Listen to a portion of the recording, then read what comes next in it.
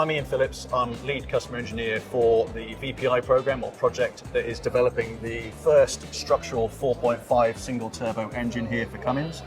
So I primarily focus on the integration of this and exactly what our customers could potentially want from this engine.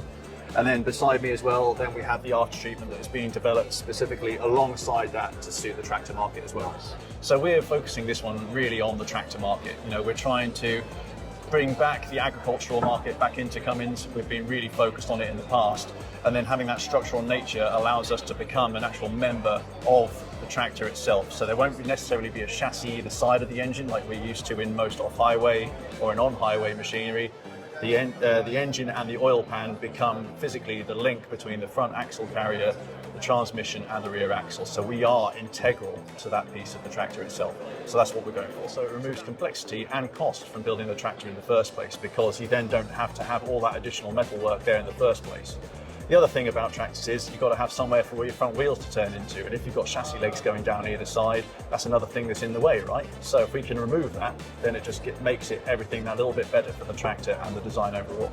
We then have the DOC and DPF, which in most tractors you'll find sat above the engine up in this location. Right. So making sure that is also compact and small couples in with the hood design, the aesthetics of a tractor, which obviously now is massive compared to if you went back 30 years ago. It's a case of there was a steel piece of pressed on it, you know, and it was very simple to look at, where now they need to look really nice. They're almost like the same amount of aesthetics as a car, for example. So yeah, it all goes hand in hand with the final product. Well, we want to make sure that we have the suitable engine for a tractor itself. So where normally we're trying to think about how a cab would fit over the top of an engine for on-highway or off-highway, with a tractor engine, it's often out of the front where the hood is.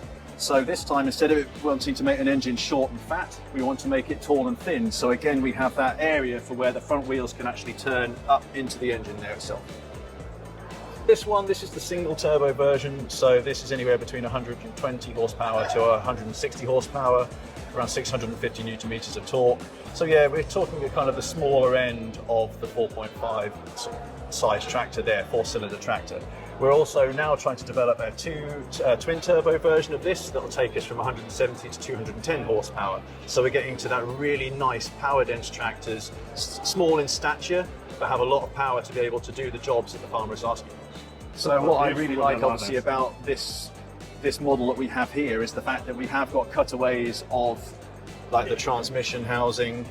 We have a part of the front axle carrier, you know, how it could look within the tractor itself. I see, this is the white bit here. Yeah, exactly. And the white component you see on the side of the engine could be what the front loader support arms look like. Right. So there would be another component mounted onto that, and that would be then supporting that entire structure that goes over the engine. I see. But it doesn't have to have that. So anything white here is just a kind of a concept of what it could look like in the machine. Yeah, that's not part of the engine. That's for the OEM to design exactly as they wish. Yep. So we provide the interfaces front and rear, get the tolerances nice and tight, make sure that that can support anything that we need to, and then yes, it's up to the OEM then to say we want to put this transmission on the back and this front axle carrier on the front.